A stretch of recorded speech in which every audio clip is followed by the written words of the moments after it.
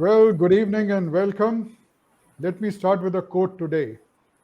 The pessimists complain about the winds, the optimists wait for the winds to change, and the high impact leaders adjust the sails.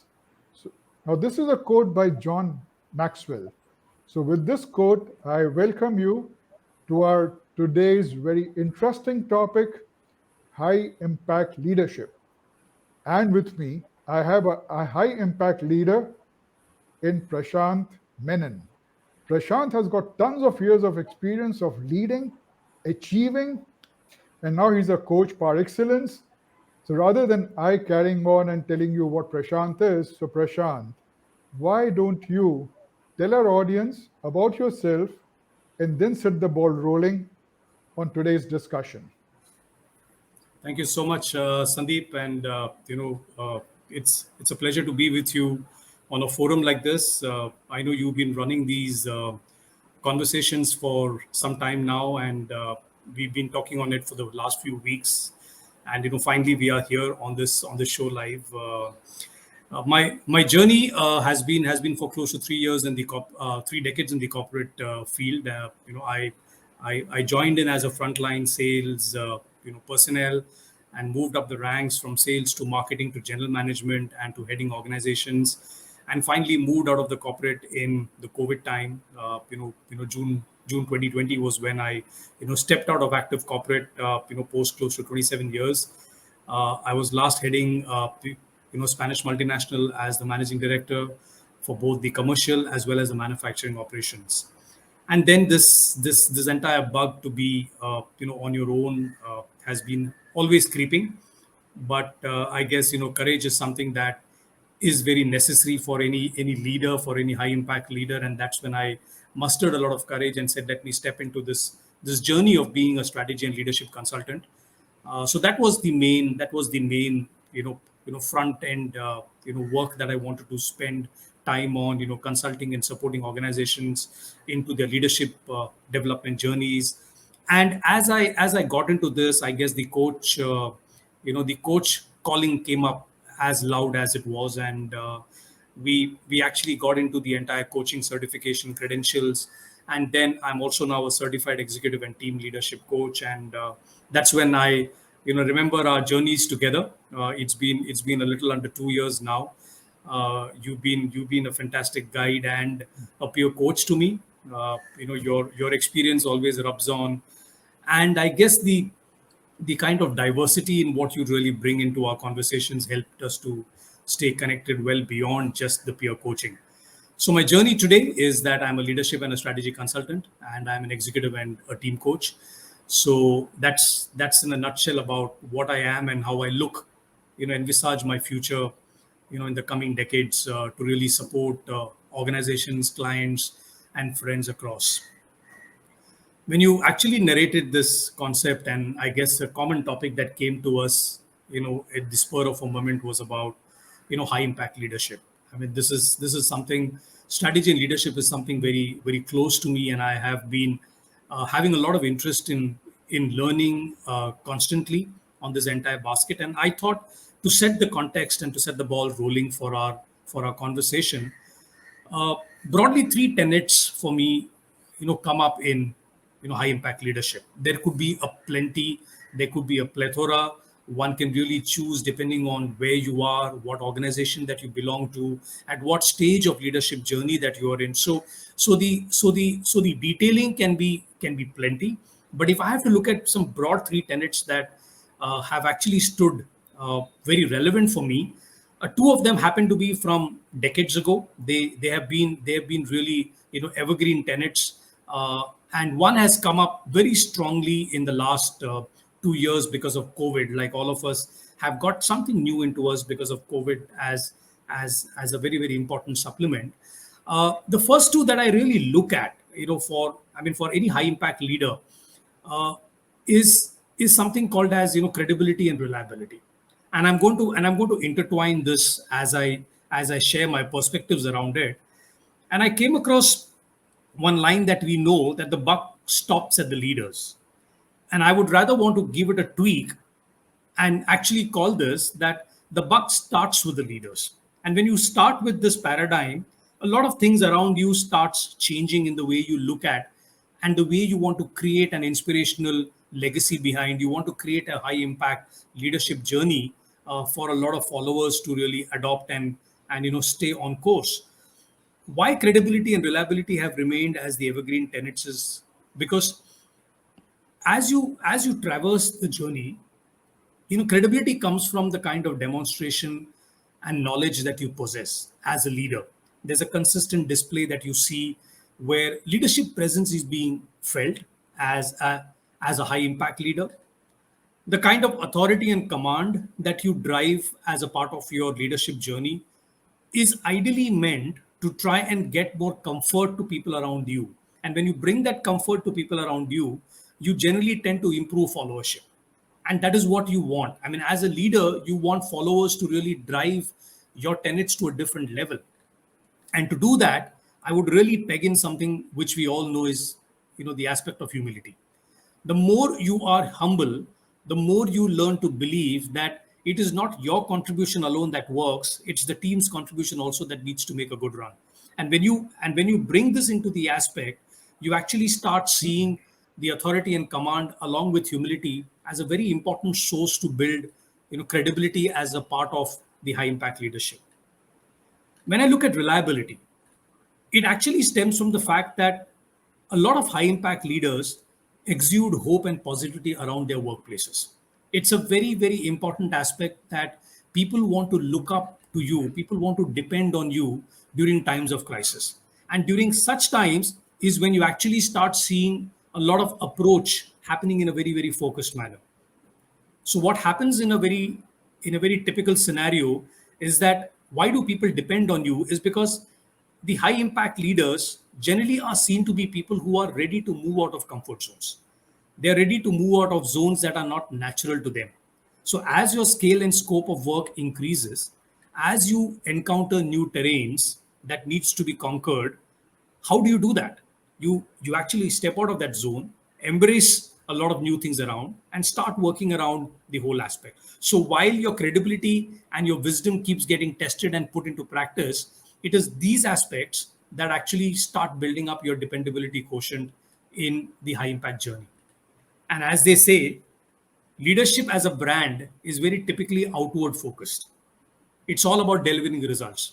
Because when you are outward focused, you start building an aura, you start building an impact, an inspiration that people will want to follow and that you are very capable enough of keeping on, dwelling in.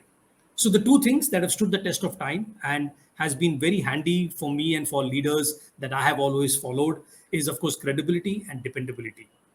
What's changed, what's got added for me in the last 2 years is of great significance. And that has been, as a high impact leader, you have a responsibility for good governance. And this has actually distinguished great leaders from the rest. What do you do when I say good governance? What does it mean? It talks about you being transparent and compliant to what is around you. It talks about you trying to be listening to your employees a lot more and thereby iterating the outcomes with your leadership team to come up with some kind of solution that moves ahead. Good governance talks about and encourages bad news getting spread and shared early. It talks about transparency and the good news actually being shared after it's confirmed. We are sometimes in a rush to give good news when it may not be as yet baked enough, whereas we might be very, very skeptical to put up a bad news in the front and let it be on the back burner. And that can start upsetting good governance to a great deal. So what you do, the bottom line for good governance is how operationally are you running an efficient company? Are you plugging in the leaks? Are you doing everything to stay sustainable? Is what I would really look at, as say the key tenets for maybe high impact leadership. Well, Prashant, brilliant. And I loved your starting statement, credibility and dependability, right?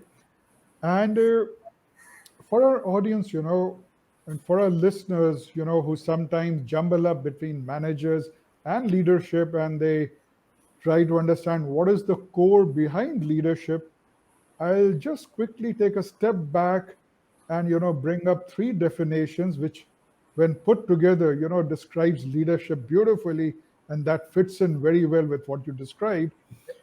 You see, Colin Powell, the American four-star general, said leadership is all about people. It's not about plans, it's not about strategies. Number one. On top of it, now let's take it forward with Peter Drucker. Peter Drucker says leadership is about not doing the things right, but making people do the right things, Yep. which means it goes beyond SOPs. It is thinking on the feet. It is making a choice and helping people to move on the choice as demanded by the circumstances. And then, on top of it, let's interpolate it with Steve Jobs' definition.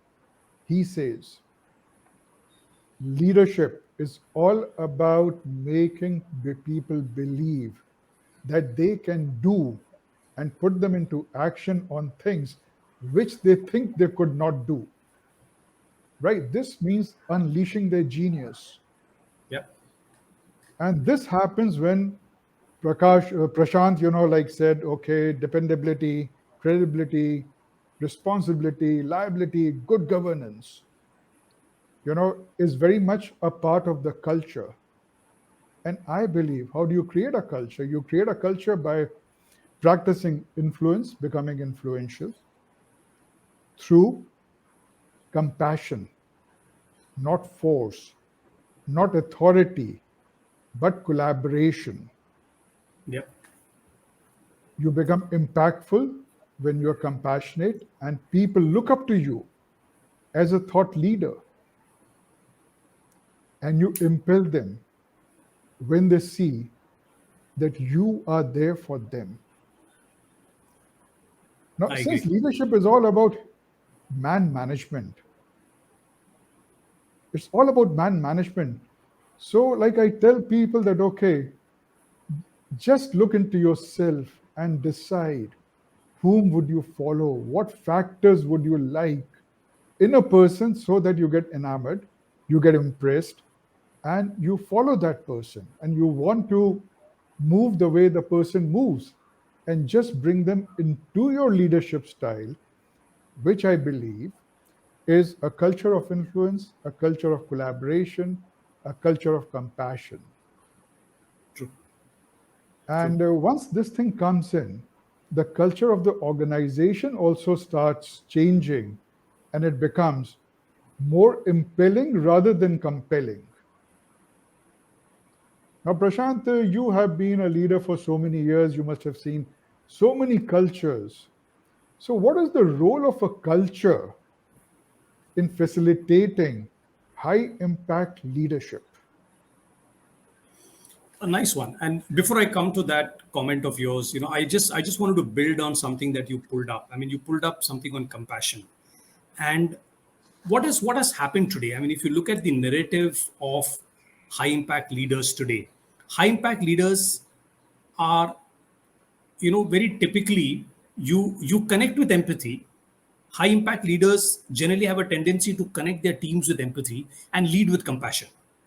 And when you connect with empathy and lead with compassion, you actually drive your wisdom. You have gained certain wisdom over the last 5, 10, 15, 20 years, depending on how long you've been a leader of people. You actually blend your wisdom and compassion into the entire process of leading people. And that creates a huge bonding, a huge engagement between leaders and their teams. So that's something I wanted to just dwell a little when you brought about a very, very big buzzword today about compassion and empathy. Empathy is just being in the guy's shoes, but compassion is actually telling him, how can I help you? And that's where compassion comes up, because people tend to mix up compassion and empathy to a little extent. And that's where I was just trying to bring in some sort of a differentiation here. Now, just coming to the question that you brought about, I mean, how do cultures make a difference?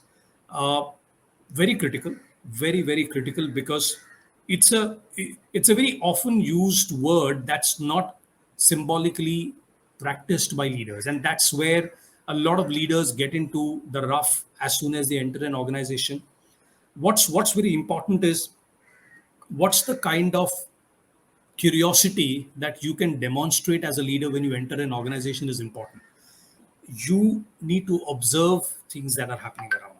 You need to observe what are typically cultural traits that are existing in an organization, whether it's operational, whether it is leadership traits, whether it is the way people are managed and handled, whether the way people are spoken to, the way they manage their stakeholders, external and internal. The entire culture fitment, if you don't really study it, you technically need to start studying it before.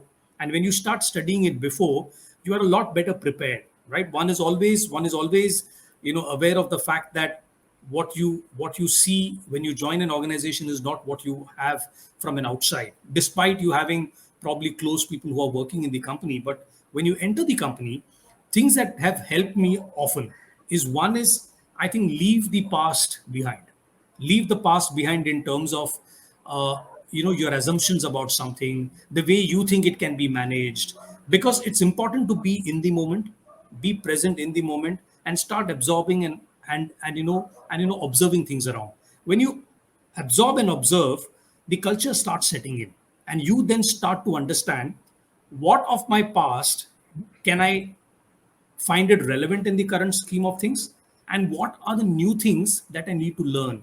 And that's where I said, when you want to start being a dependable leader, when you want to start being a high impact leader, your ability to learn things that are new, your ability to learn things that are in a new terrain is very, very important. Because if you don't do that, I don't think you're going to be known to be a very credible uh, leader or a very high impact leader. So the way you understand culture for me is to absorb what's happening, observe what's happening, and then start responding. And you will probably be in a better space of not only settling down, but even, I think, getting the whole team moving along.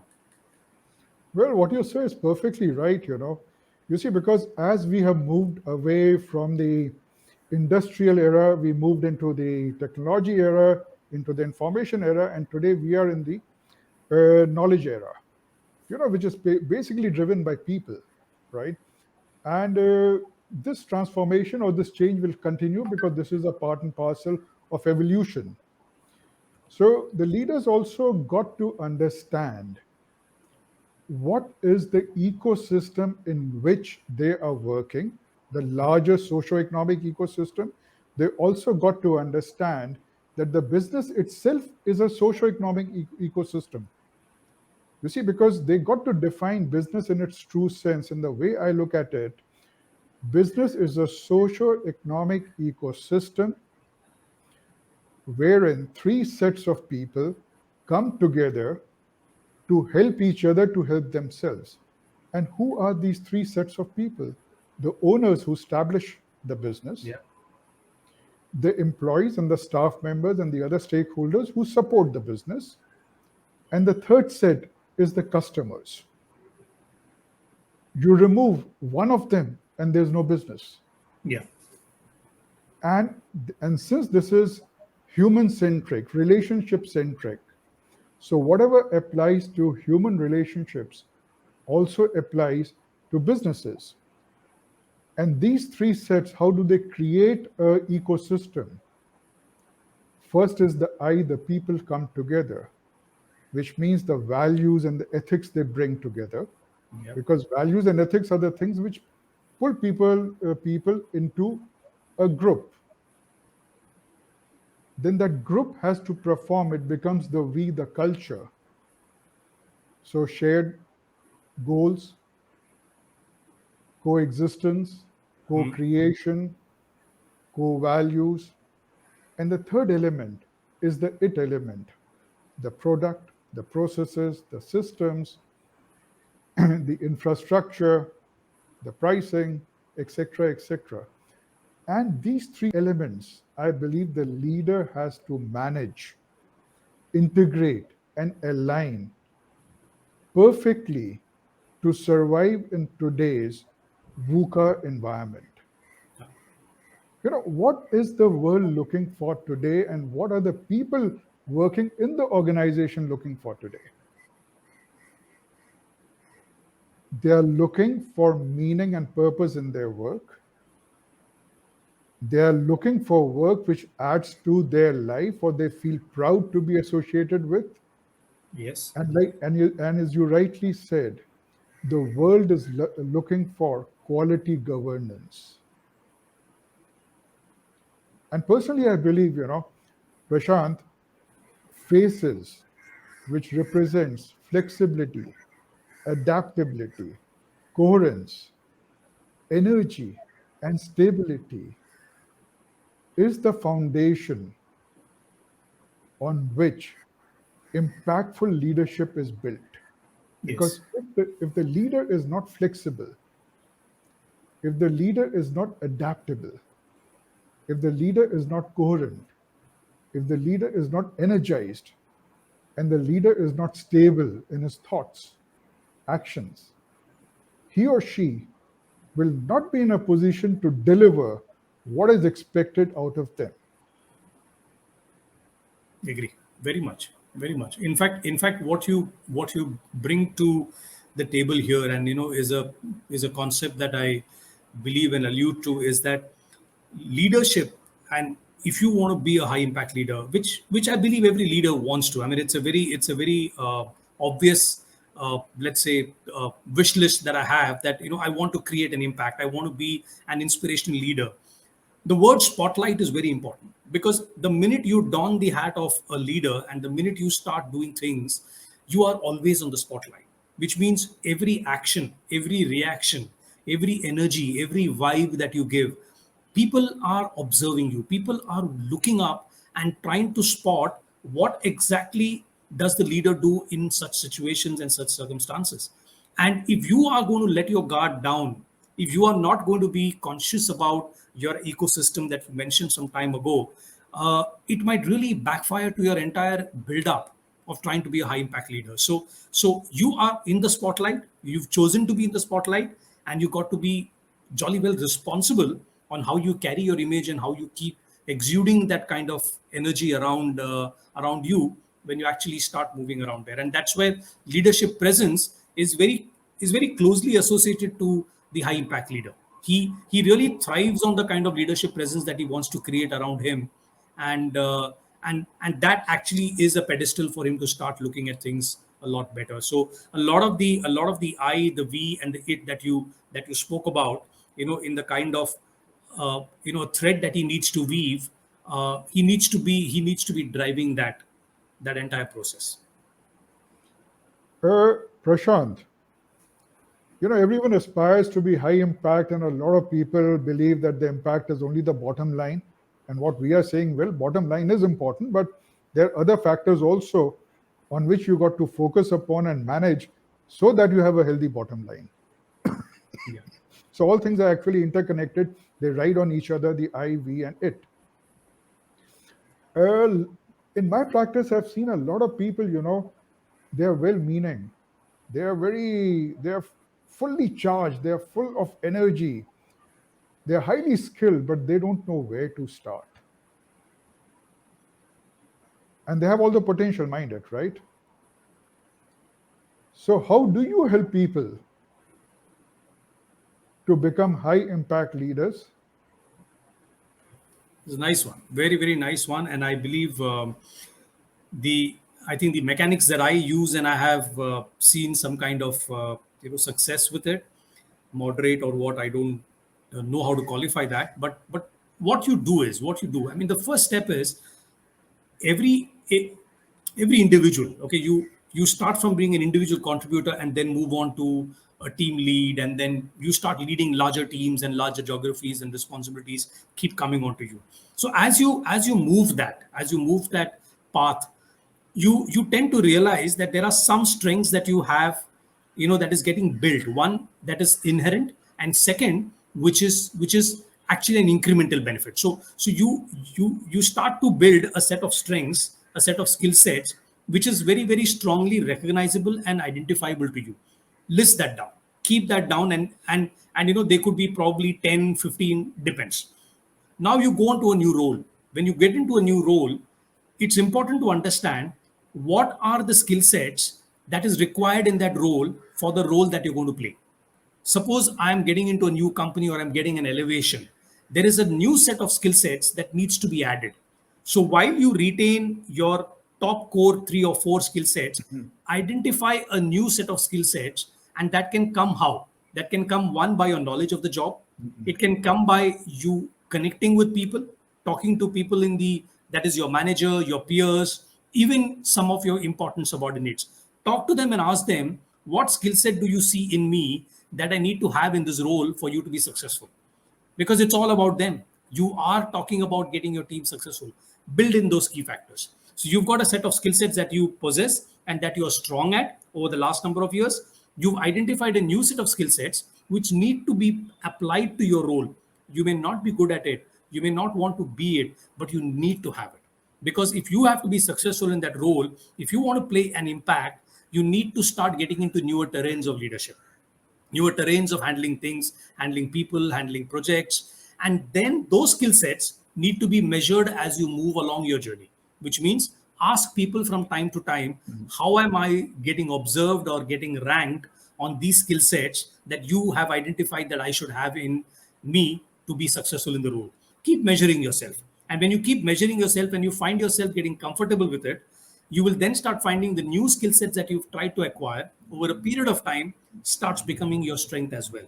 And that's the way you tend to keep adding on to skill sets to become a high impact leader for different kinds of role, different kinds of geographies, different kind of cultures, and different kinds of maybe teams that you might want to manage or have to manage. Well, that's a lovely process which you defined and described. And yes, it's a very powerful process. Uh, what I've experienced is a lot of people, they tend to divide themselves: the professional me, the personal me, the social me, the political me. So usually, I start from that point telling them that, look, you just cannot divide yourself. You Absolutely. are one singular entity. If something bad happens at home, you carry the damn thing to your office. Yeah. And if something bad happens in the office, you carry it home, right? So have a holistic look, get deeper into yourself, deep dive into yourself. And it could be as simple as this: the person wants to, improve his health, right? Okay, what is stopping you from improving your health? He says laziness. Okay, fine. Now, since you cannot divide yourself, this laziness is going to impact you in every dimension of your life. Be it be it the leadership thing which you do in your office, or relationships, or career, or political, or whatever it is. And what I've seen is, once I start working on these, which I call, say, the compulsive obstacles, which are hidden deep inside them, and people are not usually aware of them, things start changing. Like, I'll give you an example. I was coaching a person. He is a senior VP, and the company is looking at him to make him the CEO. So the company said, okay, we want him to, let's say, the correct word would be to mature, right? So that he can take on the chair of the CEO. Hmm. For 2 months, I kept on working on the relationship between he and his mother, which has got nothing to do with the business. But his team said that, look, this guy is changing. Because as his relationship with his mother was improving, so was his behavior in office, behavior with his team, which was putting them in a much faster growth, say, paradigm, which earlier was absent because this guy was ruthless, he was aggressive, he was irritated, and the team didn't want to work under him. But as the relationship with his mother improved, this guy started settling down. He was less aggressive, more compassionate, more open, more friendly, less irritated. The team started responding. So I'll just say, like, to become a high impact leader, you got to look deep into yourself and also practice what Prashant said.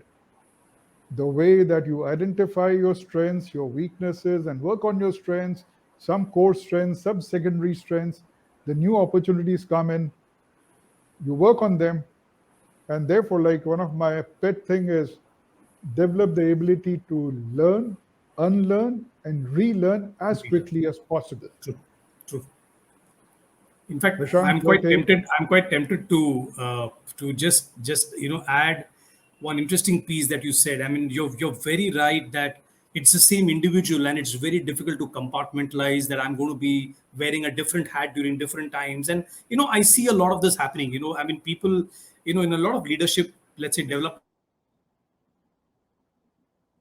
programs, we have this very very tried and tested model of wearing multiple hats and trying to think in a different way. It's not as easy. I mean, it looks good for the graphic to see you trying to think. You're trying to improve a perspective. But just to add on to what you said is, prospective CEO material, when you addressed a very different issue of his, he started to have a better impact at work. And the way to do that is, when you have a great guy whom you're wanting to develop, as a high impact leader, an interesting question that could be, while you always ask him what is it that makes him tick at work and how does he do work, you can also have a very important question that can help him, is that what besides work inspires you or affects you? Because when you have that question, this thing that you picked up, that besides work, the one that affected him is the relationship with his mother. If you also address that, you have an holistic approach to get the individual onto your side, and he really starts excelling in what he has to do. So a high impact leader will find it very very useful to ask this question to all his stars that he's working on: what is it that besides work inspires you or affects you? And if he's aware of it and can work on that as well, you start having a great engagement with your colleagues that I guess nobody can dislodge so easily. Well, what you're saying is true, is absolutely true. And the result has been this guy has changed so much Yeah. that another list of people, whom the company wants to move from, say, level 2 to level 1 Very is nice. there. So, as you rightly said, you see, it is all about the holistic way, in which I call the whole brain thinking. You see, we are so accustomed to the left brain thinking, bottom line, numbers, data, logic. And in that thing, we forget that decisions are not made by logic or data. Science has established decisions are made by emotions. And emotions is a right brain thing. So it becomes very important for a high impact leader to use both sides of his brain. And there Absolutely. are a lot of tools and techniques, which tend to merge them. And just imagine, Prashant, you are stuck in a problem, right? You're using your right side of the brain, one after the other, thoughts, innovative thoughts, creative thoughts, a brainstorming is happening inside you. At the simultaneously, your left brain is deciphering acceptable, not acceptable, doable, not doable. At the at the end, what are you left with? A list of doable things, Yeah. right? Which obviously then you apply yourself and see the circumstances, and you take a call, you do the risk benefit analysis, etc., right? You do all the 9 yards of scientific business management. But then that list of 6, 7 doable options, not options, I think that's of great value. Yeah. It's very sacrosanct. Yeah. Very, very much. Very much. So, Prashant, usually we have a program or this talk for 30 minutes, 35 minutes. We are already in for 35 minutes. So, what would be your closing statement or closing tip for our audience? Well, I think practicing high impact leadership is a process. I mean, that never ends. You need to keep three things that really help you to continue being a very impactful leader. One, I would say, is your ability to learn and stay curious. That's going to help you learn more about the other person as well as yourself. The second I would look at is, what's the ability of you to pick up new skills, because the more and more you pick up new skills, I guess you start being more relevant, being more up to date, and I think being more impactful in the way you handle things around you. And the third that I would say today that has been so very significant is the power of networking. As a high impact leader, it's your job, it's your duty to keep improving and increasing your connects, not only from the quantity but even from the quality. And one never knows what comes from where, because these three I guess benchmarks will constantly need to be pushed ahead if you want to continue to be a high impact leader. That's my summary from me. Well, that's brilliant, Prashant. And just to supplement what Prashant said, I'll take a step back, go to the core. I'll say try to become a high impact person first. When you become a high impact person, you become a high impact human being, which will make you a high impact man or woman. And once you become the high impact man or woman, you automatically will become the high impact leader, right? Which Yes. Prashant was talking about. And on top of that, you apply what Prashant has said, the tools and the tips and the techniques given by him. I'm sure you will be recognized as a high impactful, successful leader. So, with this, guys, thank you very much for joining us today. Thank Thank you you, so much. Prashant, for this. Thank you, Sandeep. So, I'm It's a just, pleasure. thank you very much. Thank you. Thank you, everybody.